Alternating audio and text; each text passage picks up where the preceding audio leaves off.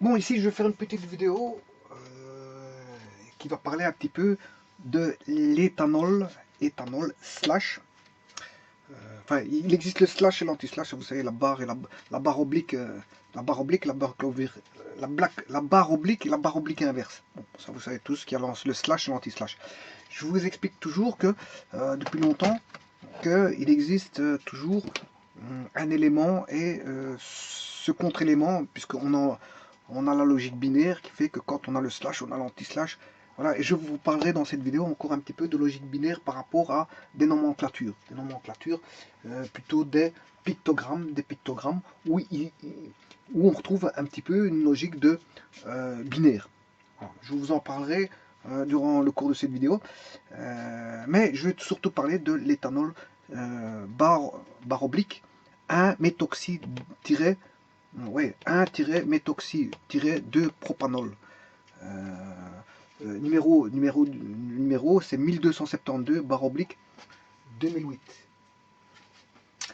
Alors, ceci, je l'ai tiré de cette étiquette ici. Vous voyez une étiquette dans laquelle on retrouve comment on appelle ça, deux pictogrammes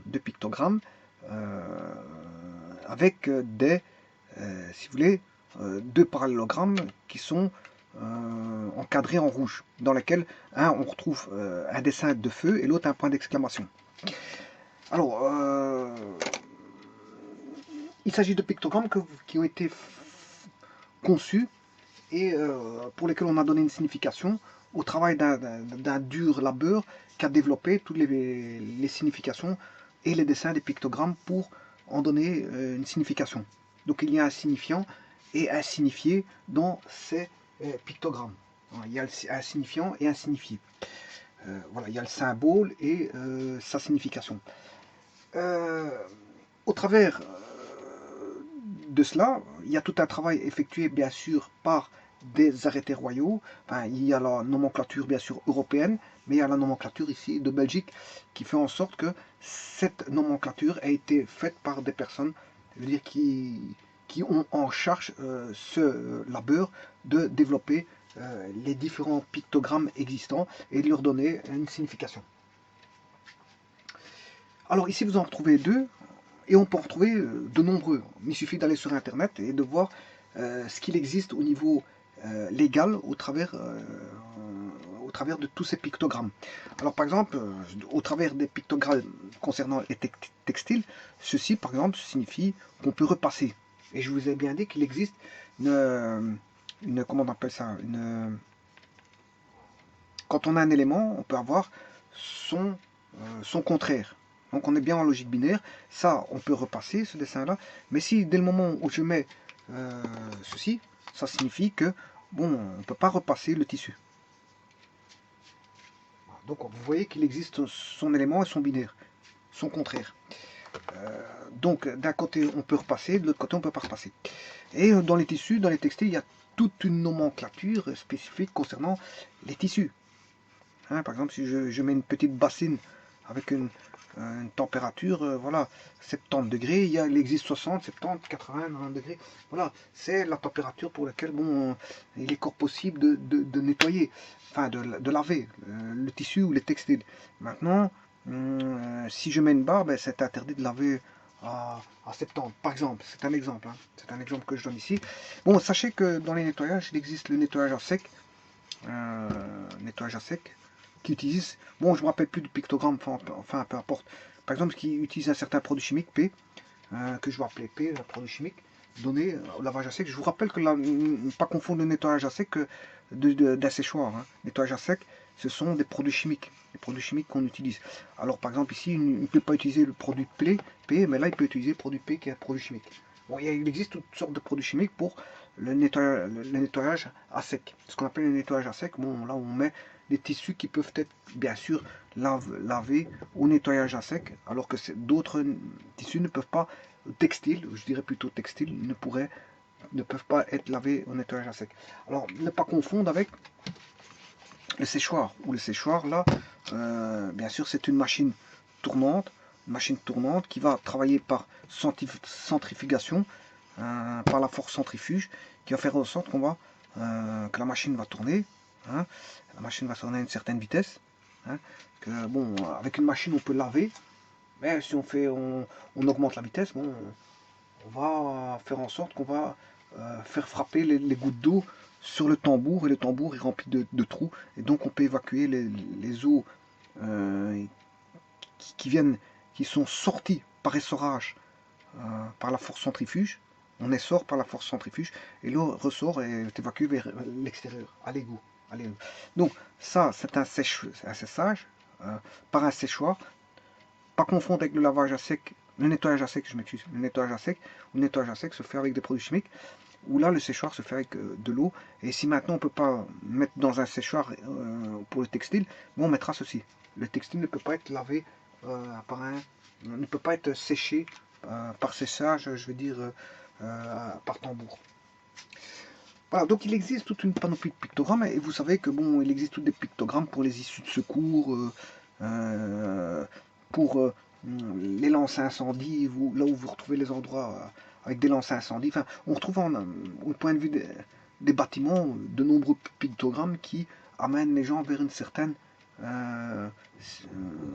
vers un point de vue sécuritaire, qui indique qu'il y a des caméras, il y a des pictogrammes aussi qui indiquent que bon, c'est interdit de déféquer pour les animaux, chien, chat ou peu importe.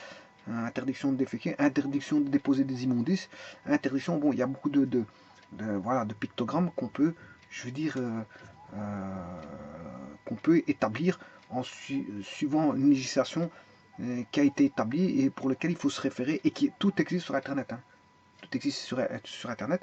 Il suffit d'aller chercher la législation, par exemple, sur les incendies, les pictogrammes qui existent sur la législation incendie, les pictogrammes concernant bon, les logos pour les caméras de surveillance, la législation pour les textiles, les pictogrammes concernant les textiles, bon, et pour les issues de secours, pour les parkings, et tous les tralali tralala. Bon, il existe de nombreux pictogrammes. Et ici, nous en voyons deux. Il y a deux pictogrammes. Un où on voit un incendie, et là où il est marqué attention. Alors, ces pictogrammes-là sont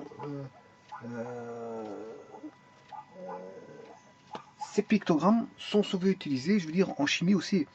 Par exemple, si vous utilisez des produits chimiques, tels que c'est le cas ici, puisque je vais parler du l'éthanol 1-méthoxyde 2-propanol, le produit est 1272-2008. En parlant de ce produit-là, ben, c'est un produit chimique, donc il y a des précautions à prendre concernant l'usage, des précautions d'hygiène et de sécurité, voilà, à prendre en compte quand on manipule de tels produits chimiques. Puis, certains peuvent s'avérer inflammables, d'autres toxiques, d'autres dangereux, d'autres voilà, nocifs à la respiration. Voilà. Je vais en parler. Ça, je vais en parler par rapport à ce produit qui est l'éthanol 1-méthoxyde 2-propanol. Numéro 1272-2008. Donc on a toute une série de pictogrammes qu'on retrouve, je veux dire, dans les écoles, dans les écoles, pour l'usage des produits chimiques. La première chose, quand on manipule un produit chimique et que les élèves doivent utiliser un produit chimique, mais ils doivent lire les instructions concernant le produit qui se trouve, je veux dire, à même l'étiquette est collée sur sur le contenant. On réserve toujours une étiquette sur un contenant de telle manière à indiquer tout le produit chimique. Voilà, la formule brute et chimique, ainsi que le nom chimique en plusieurs versions, s'il y a plusieurs versions du produit chimique, parce que le produit chimique peut avoir plusieurs versions, plusieurs noms, hein, il peut avoir plusieurs noms, donc l'idéal c'est de mettre tous ces noms, il n'y a pas de problème, vous mettez tous ces noms dans l'étiquette, mais s'ensuit une autre étiquette avec les pictogrammes écrits en plus petit, mais qui sont aussi importants, si pas plus importants, en cas d'incident ou d'accident. Parce qu'en cas d'incident ou d'accident, il faut faire intervenir une certaine responsabilité de celui qui va prendre en charge les dommages. Alors qu'une autre qui est victime doit être dédommagée. Et donc, on va voir qui est responsable en cas d'incident, accident mineur ou majeur, et de faire payer, je veux dire, au travers de la justice, de faire payer, je veux dire, les contrevenants à la sécurité et à l'hygiène. Et donc, toute personne qui n'a pas respecté, je veux dire, les pictogrammes et les informations relatives aux produits chimiques, mais sera nécessairement celui pour lequel il devra, celui qui devra dédommager l'incident ou l'accident. Donc il sera tenu pour responsable de l'incident ou de l'accident en vertu d'une juridiction qui aura pris ça, qui se serait prononcée et aurait déclaré un sinistre et les sinistrés ainsi que les responsables. Donc elle aurait déclaré qui est le fautif, qui ne l'est pas, qui doit être dédommagé et qui doit dédommager. Voilà, donc le responsable et les victimes. Donc, je veux dire par là que si vous ne respectez pas la législation relative, je veux dire, aux pictogrammes et aux produits chimiques, ce qu'il en ressort au niveau de ces petites étiquettes, oui, peut-être, mais aussi importantes que cela quand elles sont, je veux dire, quand un accident ou un incident arrive. Parce que la première chose que les inspecteurs vont regarder en cas d'incident et d'accident, ben, c'est la législation relative aux produits chimiques. Et donc, tout ce qui est relatif aux pictogrammes et les informations qui en ressortent de ces pictogrammes et donc de la législation qui est élaborée concernant ce produit chimique. Voilà, alors un produit chimique peut être dangereux à plusieurs points de vue. Et donc ici, je veux voir un petit peu ce qu'il en est. Et c'est ce que dans les écoles, ils doivent utiliser. Bon, par exemple, si vous travaillez dans une atmosphère, je veux dire, nocive, ben, bon, on peut mettre des masques de respiration, mais aussi ce qu'on appelle une hotte d'évacuation. Voilà, c'est maintenant vous utilisez des produits chimiques qui sont agressifs dans le sens qu'ils peuvent brûler. Vous utiliserez une combinaison spécifique. Une combinaison spécifique, des gants spécifiques, des lunettes pour éviter tout contact avec les yeux, un masque de respiration le cas échéant, un masque du visage pour éviter toute projection visage, donc un renfermement complet au niveau vestimentaire et protégé de tout, je veux dire, produit agressif. Tout produit agressif. Voilà. Donc en fait, ce qui peut être attaqué, ce sont les yeux, les poumons. Je vous rappelle que les poumons, il existe beaucoup de maladies pulmonaires au travers de l'ingestion de vapeurs nocives et de produits solides nocifs. Je rappelle les silicoses et la silice qu'on retrouve dans le sable, dans les déserts, ou la silice des roches entaillées ou taillées, comment est-ce qu'on appelle ça, les charbons, les anthracosilicoses relatifs au charbon, les silicoses relatifs à tout ce qui est percement de tunnels, c'est-à-dire les tunneliers quand ils font leur percement, eh bien, tout ça, tous ceux qui travaillent dans l'amiante, ceux qui ont travaillé dans l'amiante, bon, certains n'étaient pas au courant qu'ils travaillaient dans l'amiante, on leur a demandé de faire des travaux, ils ont fait les travaux sans protection, ils ont avalé de l'amiante. Voilà, bon, les cigarettes, tout ce qui est émanation de gaz industriels, tels que les CO2 et autres. Et donc là, on demande d'élaborer des filtres et tenter de recycler, je veux dire, le maximum possible de gaz, je veux dire, envoyé vers l'atmosphère. Bon, on essaie de recycler au maximum. Tout comme on recycle tout produit naturel, enfin tout produit fabriqué. Par exemple, l'acier, il est recyclé pour refabriquer de l'acier. Donc on récupère le fer pour retransmettre dans le circuit de la fabrication de l'acier. Bon, donc on a bien un cycle qui s'y fait. Un autre cycle qui se fait, c'est à propos des cartons, des papiers cartons. On recycle les papiers cartons, on recycle le plastique, etc. De telle manière à ne pas laisser de produits qui se dégradent moins bien sur Terre. Voilà. Donc on essaie de récupérer et de recycler. Et ça arrange tout le monde, les écologistes, et, voilà, ça arrange tout le monde. Aussi bien les écologistes que les personnes qui doivent jeter leur décombres ou voilà, leurs décombres, leurs encombrements. Alors, tout c'est pour vous dire quoi? Que il y a beaucoup de produits qui sont nocifs pour les poumons. Je vous rappelle que le poumon est un bon filtre. Hein. Mais bon, le plus tout c'est de ne pas, je veux dire, dépasser certaines doses quotidiennes qui feraient en sorte que à la longue, mais le poumon, je veux dire, un corps humain il est très fort, mais je veux dire à la longue, bon, à force d'utiliser un organe, ben, cet organe va finir par s'user. Voilà.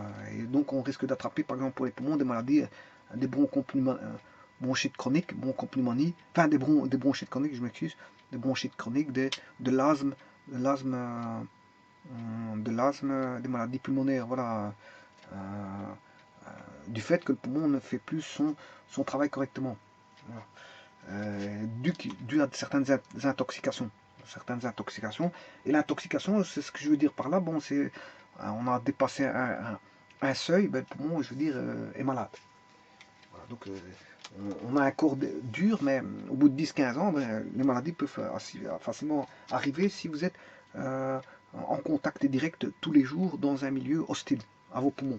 Donc là, à ce moment-là, avaler des poussières quand on fait des disquages ou des ponçages ou de toutes sortes, mais je veux dire, à la longue, c'est pas une ou deux fois qu'il fera, mais à la longue, même couper du bois, à la longue, peut ramener à, je veux dire, des maladies pulmonaires. Voilà, quand je dis maladie pulmonaire, ça peut être tout et n'importe quoi, hein. Ça peut aller même jusqu'au cancer, cancer du poumon, donc ça peut être cancérigène ou cancérogène, peu importe. Voilà, donc ici je vais lire comment est-ce qu'on appelle ça, le pictogramme. Il est en anglais, mais il n'y a pas de problème. Avant tout ça, je vais vous dire que c'est la société ZD Trading. Apparemment, il parle du méthoxy 2-propanol. Un méthoxy 2-propanol, ce serait ce plastique-là. Bien sûr, sous forme plastique. Voilà. Donc ici, je ne sais pas si on voit. J'ai un plastique ici.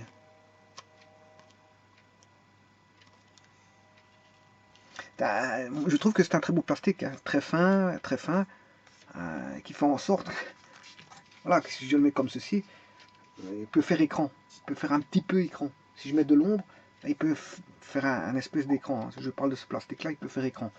Voilà, il faut que je mette le plastique étalé comme ça partout. Et si je mets de l'ombre, avec une certaine vue de lumière, vous allez voir que ça fait apparaître comme un espèce d'écran que vous allez voir, je veux dire, un reflet. Voilà. Enfin, bon, la question n'est pas là. La question, c'est de parler un petit peu de ce produit. On va lire tout ça. Tout d'abord, ça vient de la société ZD Trading, qui est Perenmarkt 15 à 1681 PG Zwag Dijk, Oost Nederland. NL, c'est Nederland. Zwagdijk, ça s'écrit ZWAAGDIJK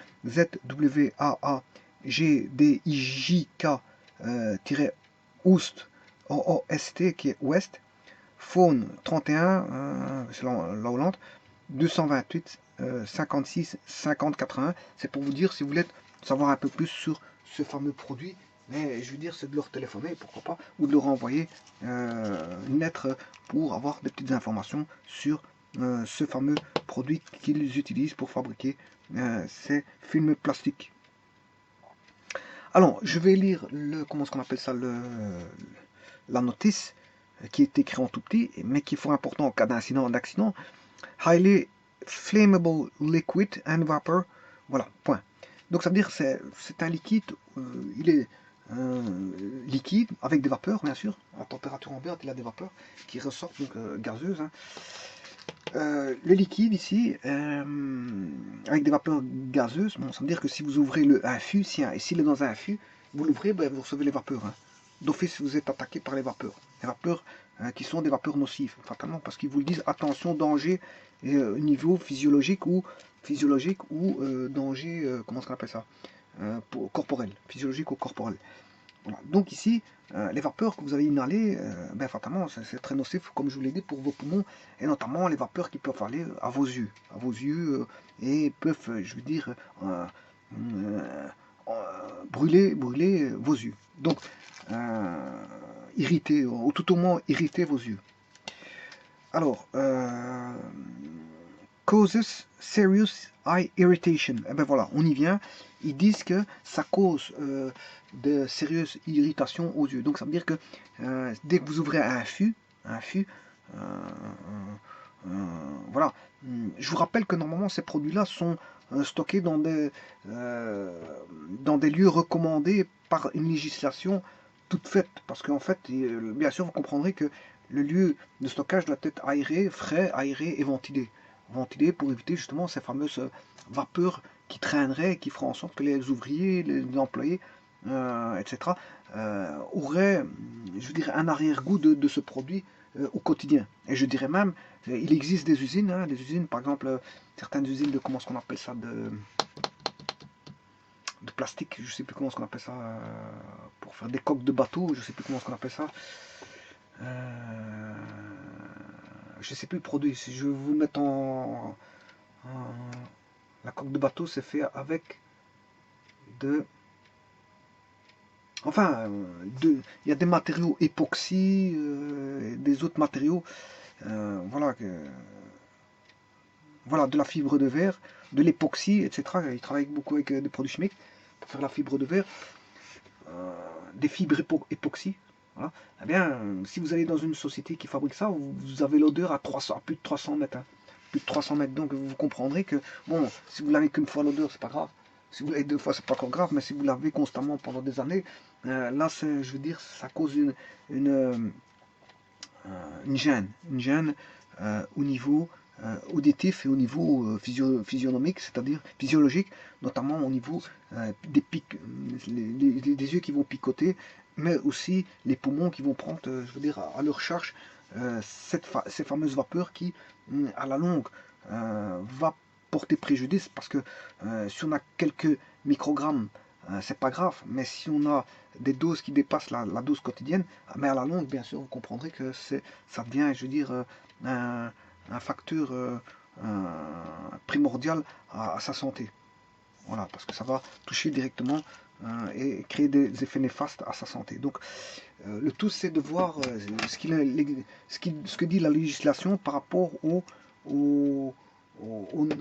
normes de vapeur quotidienne que vous pouvez, je veux dire, inhaler. Voilà, et ça c'est indiqué dans les documents techniques de ces produits-là, fatalement.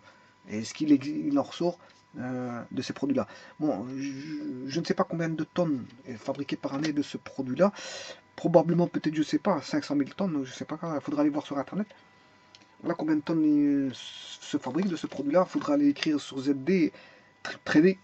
Je m'excuse, ZD Trading qui eux sont au courant de combien eux fabriquent d'abord de ce produit-là et leur concurrence combien ils fabriquent et de savoir combien au niveau mondial, je veux dire au total, toutes les sociétés fabriquent de ce produit-là. On sait retrouver facilement les proportions de fabrication de ce produit-là, puisqu'en fait on connaît toutes les sociétés mondiales qui fabriquent ce produit-là et donc réunir leur production annuelle, ben on peut trouver leur production, je veux dire, annuelle.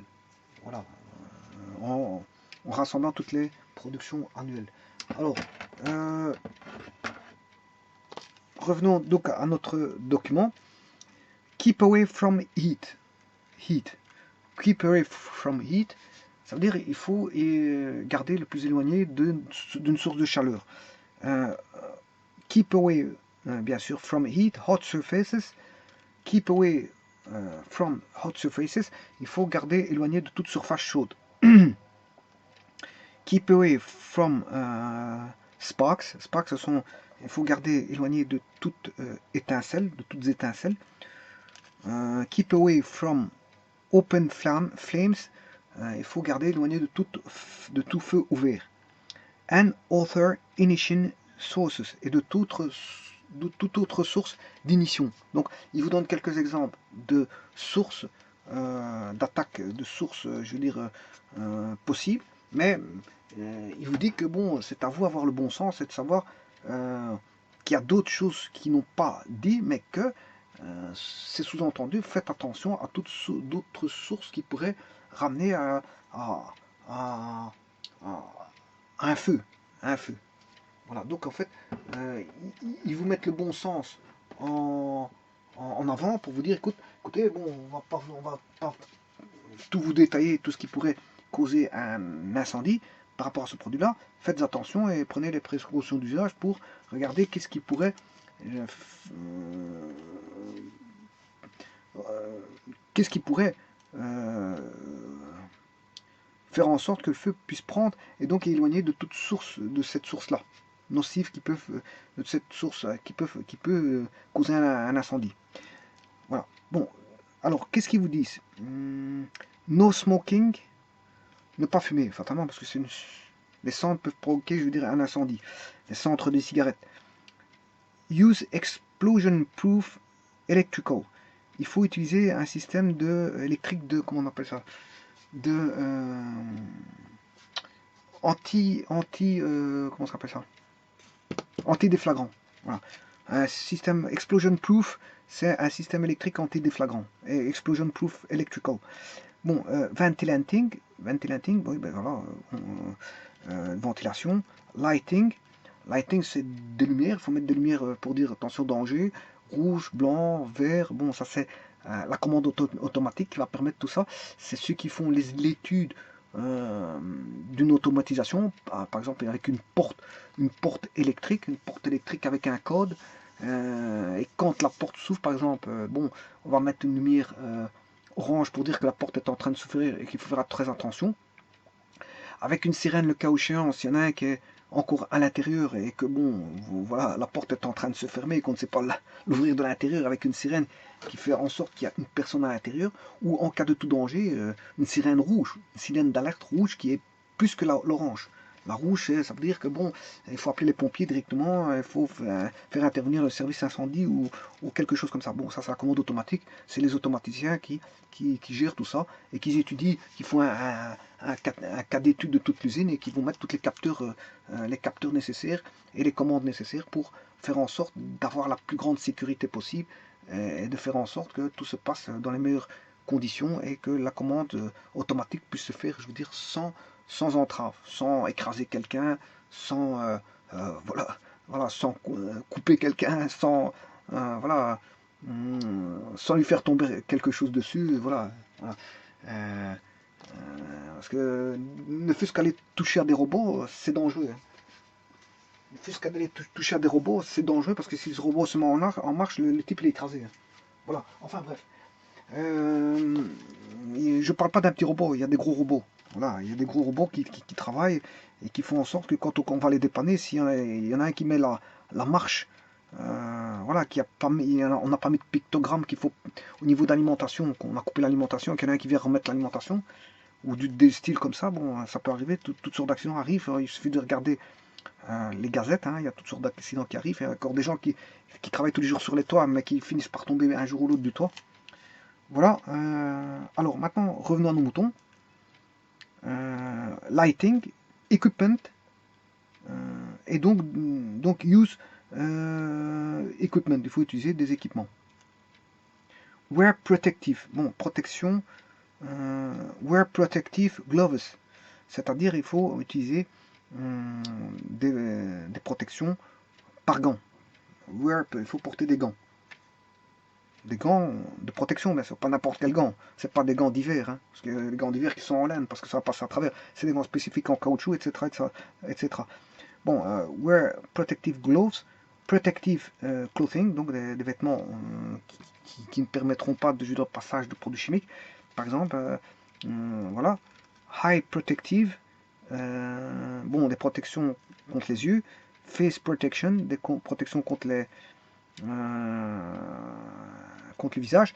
Et donc là, je vous rappelle que c'est bien les masques, les lunettes, les gants et les vêtements appropriés. Donc dans le laboratoire chimie, c'est ce que je disais tout à l'heure, dans le laboratoire chimie, ben, vous devez tenir compte de ces éléments-là. Donc de ces éléments-là. Voilà. Alors,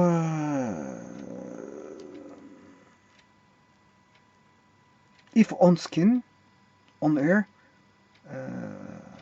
face protection, donc face protection, if on skin, si vous en avez reçu sur la peau, qu'est-ce qu'il faut faire? Ou les cheveux, hein, or hair, take off immediately all contaminated clothing. Bon, en fait, vous comprendrez que la première des choses, quand vous avez reçu du produit sur vous, vous en avez par éclaboussement ou peu importe, je veux dire, bien c'est d'enlever, la première chose c'est d'enlever les vêtements de manière précautionneuse, Je vous rappelle que quand vous travaillez par exemple en agroalimentaire, quand vous passez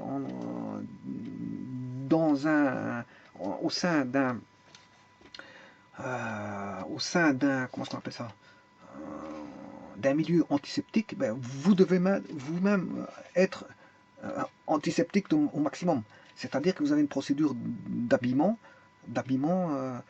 au niveau et vous avez un phasage de procédures que vous devez élaborer minutieusement pour éviter que de ramener toute bactérie au sein du lieu antiseptique. Donc vous aurez un habillement spécifique, une combinaison spécifique, mais prendrez il existe des antichambres entre deux pièces où il y a la porte qui s'ouvre qu'après un certain temps, bien sûr, qu'après décontamination, et puis après vous pouvez passer. Donc il y a un phasage, et la personne est formée pour ça, pour passer au sein d'un lieu à un autre, et pour prendre les précautions d'usage et éviter de ramener toutes sortes de bactéries. Ici, il en est de même. Hein. Donc, quand vous avez un habillement, et que vous êtes atteint par le produit chimique, ben, la première des choses, c'est d'enlever le produit chimique en prenant des procédures bien définies par la sécurité, l'hygiène et la sécurité qui vous ont sûrement appris à vous déshabiller d'une certaine façon. Parce que si c'est pour se déshabiller et ramener tout le produit sur vous, ben, je veux dire, autant laisser ça faire quelqu'un d'autre. Vous allez à l'hôpital et il va vous enlever ça de manière précautionneuse, de façon à vous éviter plus de dégâts qu'il y en a. Alors maintenant, ici, il faut on skin, donc c'est sur la peau. Take off immediately uncontaminated clothing, enlever tout vêtement contaminé. Rinse skin with water, mais la première des choses c'est d'utiliser un produit neutre kilo avec un pH égal à 7, environ 7. Voilà, et donc c'est de rincer à l'eau, l'eau qui est un bienfaiteur pour toutes sortes voilà, pour toutes sortes, parce que l'eau est un excellent, je veux dire, liquide pour tout d'abord le nettoyage, pour beaucoup de choses, pour rincer, etc. On trouve beaucoup d'usage à l'eau. Hein. Ça, vous le savez très bien. Bon, alors, rinse skin with water, shower, prendre une douche. Vous voyez qu'ici, il faut prendre une douche, shower. If in eyes, maintenant, si dans les yeux, rinse cautiously with water for several minutes. Ben, si c'est dans les yeux, il faut rincer cautiously, ça veut dire prudemment. With water for several minutes. Bon, il faut rincer prudemment avec de l'eau pendant plusieurs minutes. Voilà. Remove contact lenses. Il faut enlever donc les lentilles de contact. If present and easy to do. Si, bien sûr, vous avez des lentilles de contact, parce que si vous n'avez pas, c'est ce qu'ils disent. If present, si c'est présent, bien sûr. And easy to do. Et c'est facile à faire. Si c'est facile à faire. If present and easy to do. Si c'est facile à faire. Parce que j'ai connu quelqu'un bon, qui a eu une lentille de contact, je veux dire, comment est-ce qu'on appelle ça, qui s'est détaché de son œil pour aller sur le côté de son œil. Et donc là, à ce moment-là, c'est à l'hôpital qu'on s'occupe de ça. Hein, parce que la personne a eu une lentille de contact bloquée dans l'œil. Parce que la lentille de contact est partie sur le côté. Elle a été sur le côté, ben, il a fallu des spécialistes qui ont dû s'occuper d'enlever la lentille de contact pour la remplacer correctement. Correctement. Et donc là, si c'est la lentille de contact qui est atteinte par le produit chimique, ben à ce moment-là, si vous n'êtes pas capable de l'enlever ou que vous avez peur de l'enlever, à ce moment, vous allez à l'hôpital et ils vont vous extraire.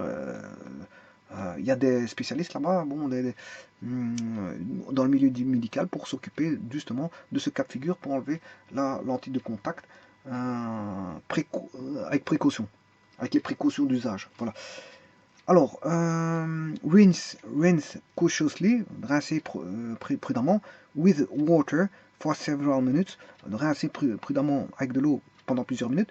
Remove contact lenses if present and easy to do. Enlever les lentilles de contact si c'est présent et que c'est facile à faire. Continue rinsing, continuer à rincer. Dispose of contents, disposer des contenus. Container in accordance with local, regional, national, international regulation. Ben, après, il faut disposer des contenus dans des conteneurs selon les règles d'usage, soit locales, régionales, nationales ou internationales. Voilà, ceci étant dit, ça veut dire que ce produit-là, l'éthanol 1-méthoxy-2-propanol, est un produit qui est, je veux dire, toxique, et qu'il faut prendre les précautions d'usage, notamment si vous êtes en contact direct, je veux dire, au quotidien, et donc faire très attention au niveau de ce produit-là, puisqu'il est inflammable et il peut être dangereux pour la physionomie et le corps. Physionomie. Alors, je vous dis tout de suite que c'est un liquide qui est sans incolore, avec des vapeurs, je vous l'ai dit tout à l'heure. Il est utilisé beaucoup en tant que solvant. Il est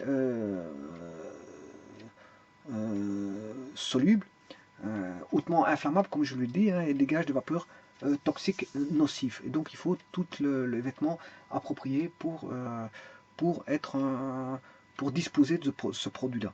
Alors, ce produit doit être stocké en milieu, si vous voulez, aéré, dans un milieu qui est frais et ventilé. Je vous rappelle encore une fois que si il y a des vapeurs nocives, il faut, on ne peut pas les envoyer, je veux dire, dans la nature comme ça. Il faut pouvoir avoir l'outrecuidance de recycler ces vapeurs-là, et de réfléchir comment recycler ces produits-là, et de manière à contenter, si vous voulez, les milieux écologistes. Les milieux écologistes vous demandent qu'une seule chose, c'est de ne pas polluer, je veux dire, l'atmosphère, et donc de prendre les... Vous pouvez produire des produits, je veux dire, toxiques, et qui ont un certain usage, mais il ne faut pas polluer l'atmosphère et prendre les bonnes décisions nécessaires pour que ce produit ne soit pas un produit qui va venir faire en sorte de polluer la nature. Et donc, il y a maintenant l'écologie, l'aspect écologique dans les législations, et la législation est formelle là-dessus. Bon, on ne peut pas polluer l'atmosphère, donc il faut prendre en charge les dérives de pollution, en mettant bien sûr des installations spécifiques pour pouvoir soit recycler, filtrer, etc., ou récupérer, de récupération. Alors bien sûr, quand on a en grande quantité, il faut qu'il soit libéré de toute source d'inhalation. Voilà. Je vous rappelle que c'est un produit irritant pour les yeux et que son application est utilisée pour les peintures, les vernis, les encres d'imprimerie, les encres tout court, les résines synthétiques, les caoutchoucs adhésifs tels que celui que vous voyez ici. Ça provenait de mon tableau ici, parce que vous avez pu remarquer que je viens d'acheter un nouveau tableau blanc, comparé à celui-ci qui est, on va dire, qui a beaucoup été utilisé, qui se retrouve un petit peu, je veux dire, sombre. Il se trouve sombre par rapport à celui qui se trouve un peu plus blanc, et, enfin, plus blanc, il est plus blanc, oui, ben voilà. Donc celui-ci il est plus usé, si vous voulez, il est plus usé que celui-ci. Et donc ça c'est le plastique qu'elle a avec. Et je vous rappelle que ce plastique est sur l'écran. Si je mets le plastique ici qui est fin, c'est un plastique fin. Si je mets sur l'écran, si je l'avais mis sur l'écran, on aurait pu voir qu'il fait vraiment, enfin sur le tableau, je m'excuse.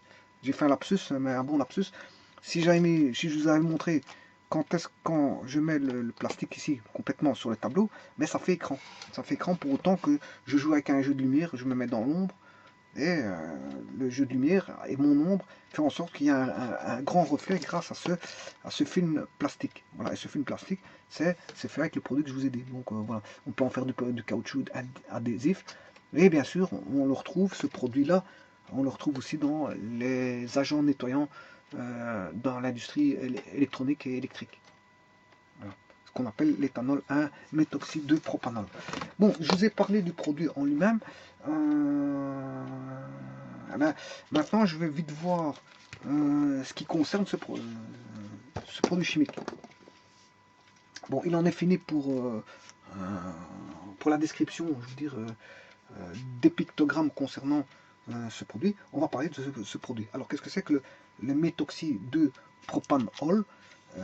On retrouve dans... bon, c'est un éthanol, hein. Il y a une barre oblique, c'est un éthanol, ça veut dire qu'on va retrouver en grosse partie de carbone, mais sur ces deux carbones vient un méthoxy et un propanol. Bon, enfin, la chaîne complète fera un propanol. La chaîne complète fera un propanol pour lequel on a un méthoxy dessus. Mais en gros, la structure est celle d'un éthanol. En gros, je vais vous dire pourquoi. Bon, ici, le propanol, ol, ça veut dire qu'il y a un alcool, fonction alcool. Ol, c'est fonction alcool. Alors, méthoxy, on entend, je vous rappelle que méthane, meth, c'est un carbone, et c'est deux carbones, prop, c'est trois carbones, et but, c'est quatre carbones, etc. Ce sont la nomenclature des chaînes carbonées, c'est comme ça. Meth, c'est un carbone, et c'est deux carbones. Meth, ça veut dire qu'il y a un carbone, mais relié avec un oxygène, puisque oxy, meth-oxy. Donc, on a du meth-oxy, on a de l'oxygène avec. Par contre, là, on a une fonction propanol. Propanol, ça veut dire que la structure complète fait, on va dire, une histoire de 3 voire 4 carbones. Je vais vous expliquer pourquoi 4 carbones, parce que dans le propanol, on vient fixer un méthoxy. Méthoxy, donc un carbone.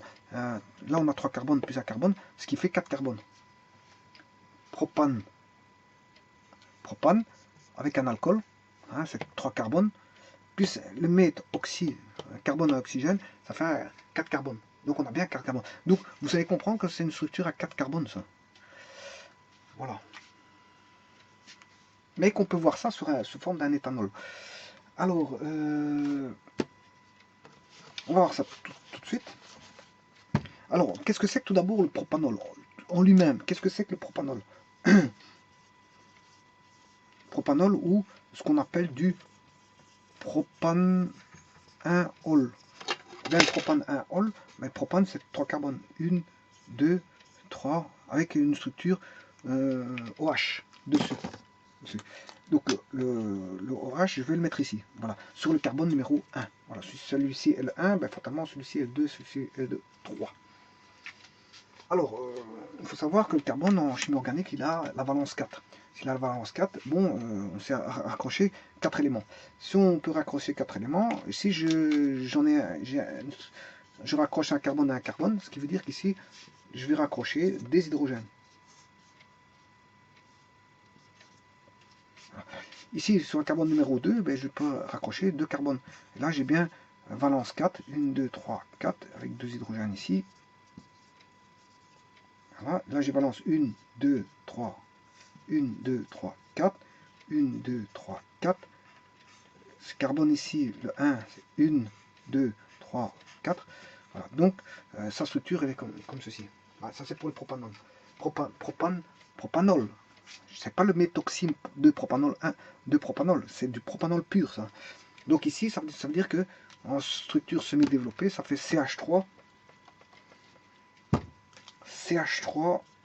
Voilà, ici je viens de faire la structure développée, maintenant et encore, ici je ne l'ai même pas développé correctement, parce que normalement, pour la développer correctement, j'aurais dû mettre ceci. Voilà. Voilà, mais ici, bon, maintenant je vais la mettre là en semi-développé. Semi-développé, c'est CH3. Là, on a CH2. CH2. CH2. OH. Encore que, je peux écrire, c'est CH3, CH2 deux fois. Donc je peux écrire que c'est CH3, CH2, il est deux fois OH. Voilà. Donc j'ai bien 2 carbones plus 1, ça fait 3 carbones. Combien d'hydrogène? 3, 4, 5. Là j'en ai 4, 2 fois 2, 4. Plus 3, 7, plus 1, 8. Voilà, j'ai 8 hydrogènes. Voilà, 3 carbones et 8 hydrogènes.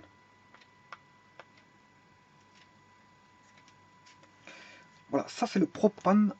Voilà. Alors si je prends ici la structure propanol, je vais mettre le propanol, 1, 2, 3, je vais mettre le OH ici. Voilà, un propanol.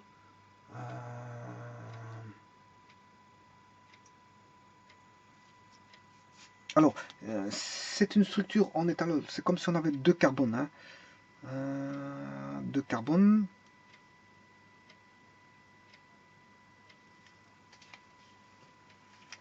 Oui, deux carbones, deux carbones. CH3.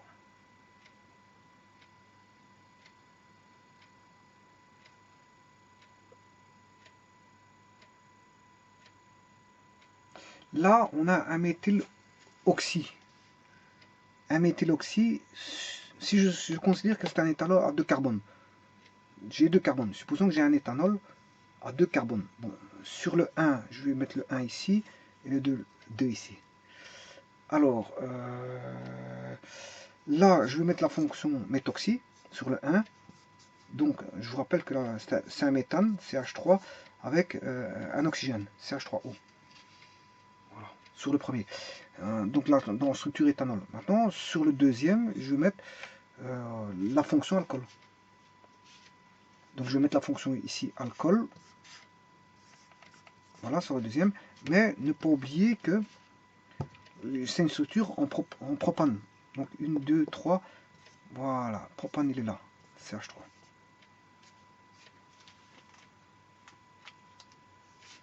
Donc c'est une structure en éthanol. Je mets il y a le carbone 1 et 2. Sur le 1, je vais mettre le méthoxy. Et sur le carbone 2, je vais mettre la fonction alcool. Et là, on reconnaît bien qu'on a un propanol. Hein. 1, 2, 3, 4, un propane. Propane. Mais c'est sur le 2 que j'ai la fonction alcool. Voilà. Alors maintenant, ceci étant dit, je vais regarder les carbones, les hydrogènes.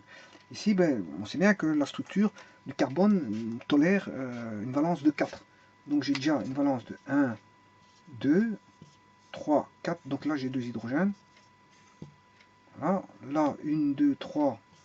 Là, j'ai deux hydrogènes. Et voilà. C, ici, j'ai un carbone. Ben, on sait bien qu'il tolère 3 hydrogènes. Hein. Je vais de le mettre. Une. Voilà. Alors, là, on a OH. OH, je vous dirais que c'est comme ceci, OH. L'oxygène a la valence 2. Bon, ici, je vais le faire comme ceci, parce que je n'ai pas de place pour le faire en bas, hein, que je pourrais le dessiner et remettre en structure comme ceci. Enfin bref, je l'ai mis comme ceci. Et CH3O, ici, on a d'abord le O, qui est valence 2, valence 1, 2, et puis après là, je mets mon CH3. Voilà.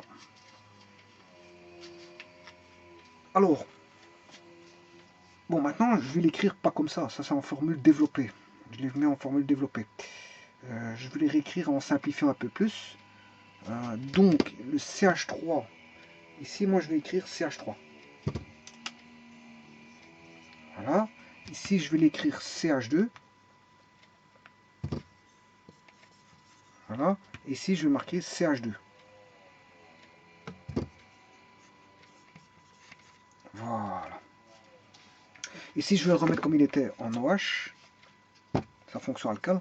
Et ici, je vais remettre, voilà, en CH3. Donc ça, c'est de l'éthanol à un méthoxy 2 propanol. Voilà. Donc, j'ai combien de carbone? Combien de carbone? Je vais mettre la formule brute maintenant. 1, 2, 3, 4. J'ai 4 carbones. 1, 2, 3, 4. 5. 5 et 3. 8, 9, 10, 11.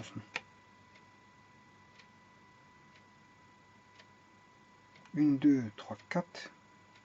Ah oui, ici c'est CH, je m'excuse. Hein, parce que la valence ici c'est 1, 2, 3. Et il n'y a qu'un seul hydrogène, pas deux. Je me suis trompé ici. Il n'y a pas deux hydrogènes, il y en a un. Voilà. Donc ici c'est C4H10O2. Voilà. Voilà, ça c'est ce qu'on appelle un méthoxyde de propanol. Ou encore c'est un éthanol spécial qui est le 1-méthoxyde de propanol. C4H10O2. Bon, ceci, je peux l'écrire, je peux renverser la chaîne. Hein, voilà, ici j'ai mis le 1 et le 2 ici.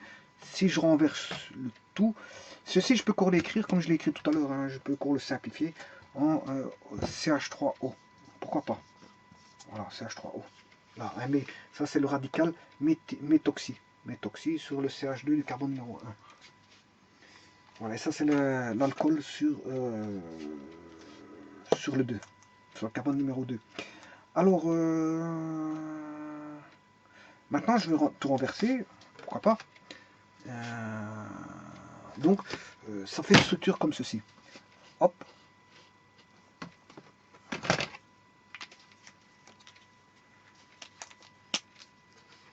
Donc, je vais dessiner ça. Là, j'ai un carbone. Je mets plus les hydrogènes. Hein. Bon, je mets plus les hydrogènes. Voilà. Voilà. Donc là, je vais remettre le CH3O. CH3O comme ceci. Le C là, il est là. Ça, c'est le C qui est en bas. Et voilà. Et je vais mettre à ce C là, je vais mettre le OH. Voilà, ça c'est le carbone numéro 1 et ça c'est le 2. OH. Et là, on a le CH3. Voilà. C'est la structure que je viens de faire là. Mais simplement, je le mets avec certains exemples. Voilà, c'est 4H10O2. Voilà, qui est ceci. Alors maintenant, vous comprendrez que je peux le mettre à l'envers. Parce que ça, c'est le carbone numéro 1, ça, c'est le 2. Rien ne m'empêche de le mettre à l'envers. Bon, si je mets à l'envers, je peux remarquer ceci. Je mets le carbone numéro 1 ici. Voilà, et je vais retomber sur le carbone. Le 1, il est là. C'est...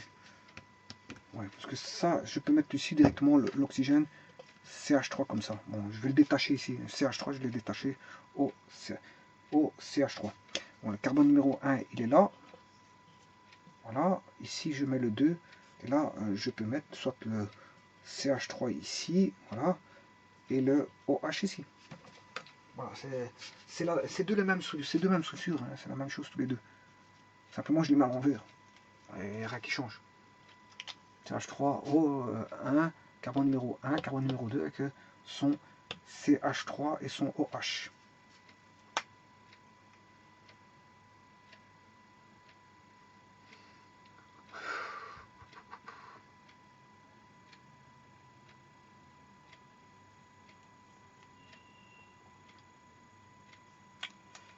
Voilà.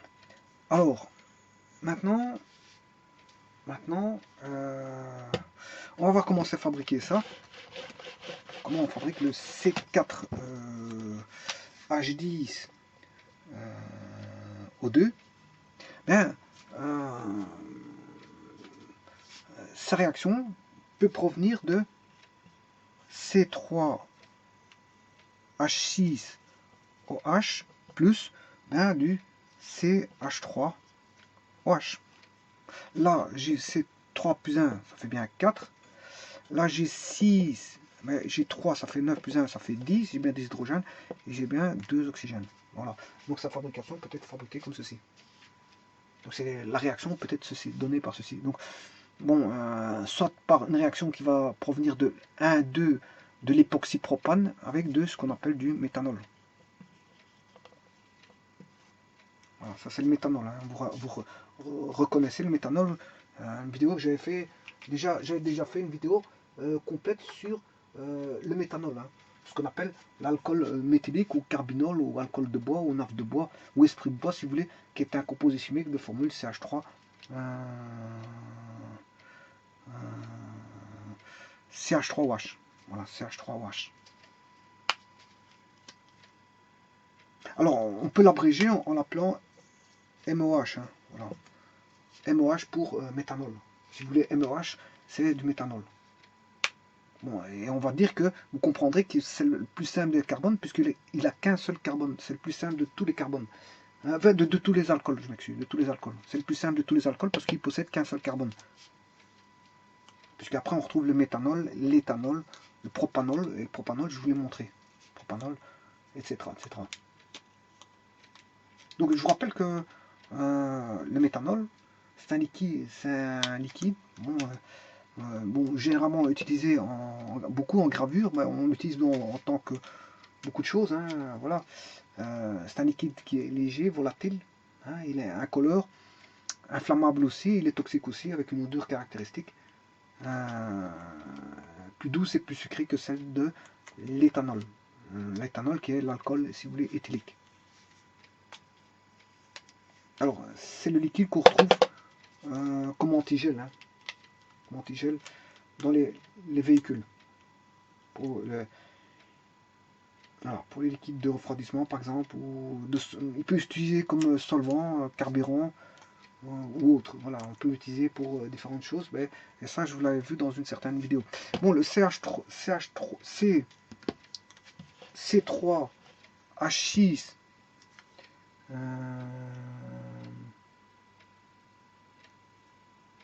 C3H6OH peut être, si vous voulez, de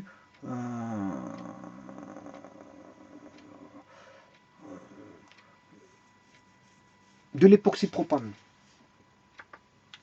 Voilà, l'époxypropane.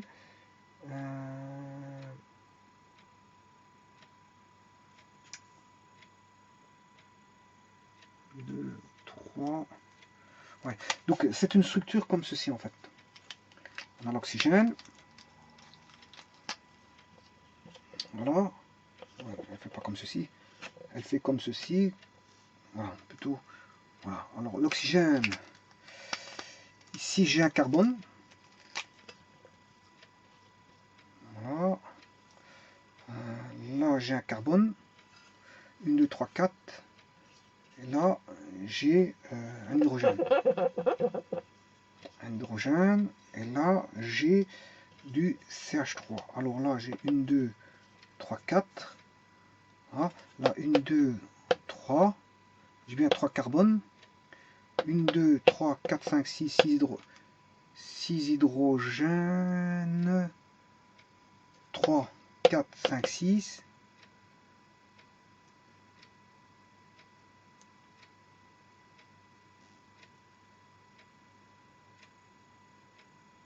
Un, 6, 7, 8, 9, 10. Oui, ici je me suis trompé.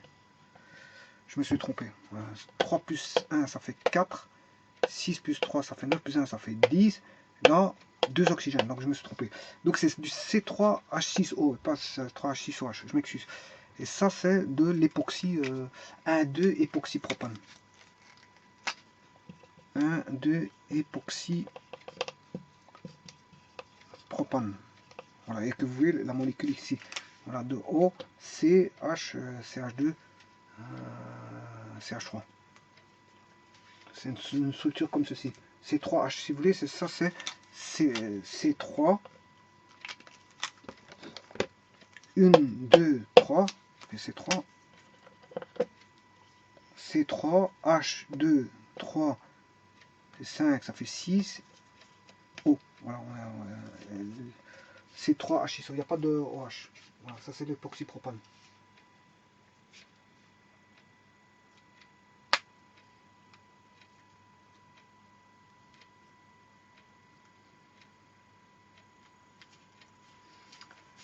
Voilà, donc je vous rappelle que quand vous faites une réaction comme ça, vous trouverez en présence de catalyseurs. Hein. Et après, il y a probablement une phase comment on appelle ça, de distillation, une phase de distillation qui va suivre, je veux dire, cette réaction chimique. Bon, on peut retrouver bien sûr des éléments tels que le zinc, l'aluminium, du magnésium, etc.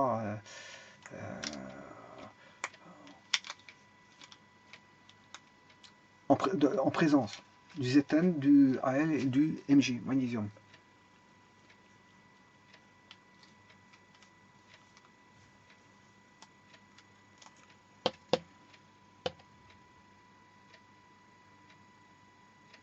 Bon, celui-ci, il peut ça peut être aussi le nom peut-être de l'oxyde de 1, 2, 3.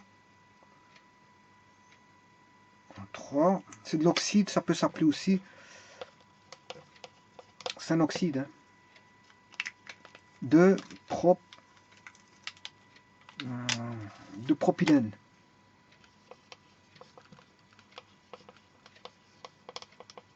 Ça peut s'appeler de l'oxyde de propylène.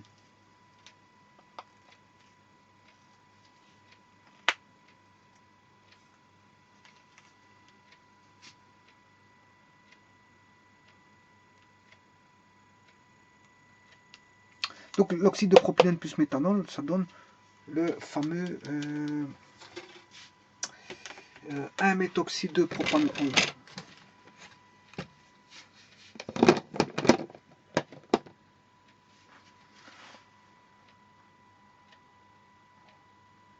Maintenant, je crois que celui-ci, on peut aussi l'appeler, j'en suis pas sûr, il faudra aller voir sur internet. Bon, le propanol tout court. Si je ne parle pas de ce produit-là, je parle de propanol. Propanol, il s'appelle alcool propylique. Hein. Propylique. Par contre, celui-ci, c'est un éthanol. Donc, est-ce qu'on peut l'appeler propylène glycol? Il y a quelque chose qui me dit peut-être que oui.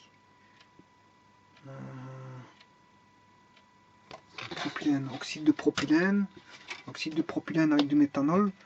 Il peut s'appeler normalement du propylène glycol. Il faut voir sur internet et voir si ce produit-là peut s'appeler aussi propylène glycol. Voilà, à voir sur internet. Voilà, donc ça c'est. Il pourrait avoir, entre guillemets, s'appeler propylène glycol. À voir. C'est à vous à aller voir sur internet s'il peut s'appeler aussi propylène glycol. Bon, 1-méthoxyde de propanol, qui est un éthanol de carbone avec, bon, si on a le 1 et 2, on a une structure en propanol ici, avec un méthoxy qui se met ici, mais c'est un éthanol, bon, à deux carbones principaux ici, 1 et 2. Voilà, bon, qu'on pourrait appeler propylène glycol. Voilà, je vous remercie.